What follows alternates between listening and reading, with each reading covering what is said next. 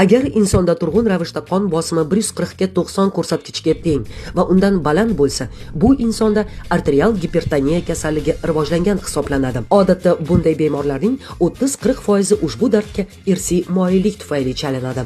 Shuningdek, ratsionda kundalik tuz miqdorining 5 grammdan ortishi, yog'li va qayta ishlangan oziq-ovqatlar iste'moli, umuman noto'g'ri ovqatlanish amaliyoti qon bosimini 10-15% ga oshishiga olib keladi. Harakatsiz turmush tarzi va pirovardida jismoniy faollikning sustligi ham qon bosimining 20% ga baland bo'lishiga sabab bo'ladi. Doimiy stress va xavotir holati organizmda kortizol gormonini ko'paytirib, tomirlarga bosimni kuchaytiradi. Faqat stressni boshqarish evaziga qon bosimini 15-20% ga pasaytirish mumkinligi isbotlangan. Tamaki chekish va spirtli ichimliklar esa tomirlarga jiddiy zarar yetkazishi oqibatida ham qon bosimi sezilarli darajada ko'tariladi. Insonlardagi ortiqcha vazn ham yurakka qo'shimcha bosim yuklaydi. Tana vaznining atigi 5-10% ga yengillashishi qon bosimini 10-15 ko'rsatkichga pasaytirish imkonini yaratadi. Sog'lom ovqatlanish, jismoniy faollik, stressni boshqarish, zararli odatlar hamda semizlikdan forig' bo'lish orqali biz qon bosimini to'liq nazoratda ushlashga erishamiz.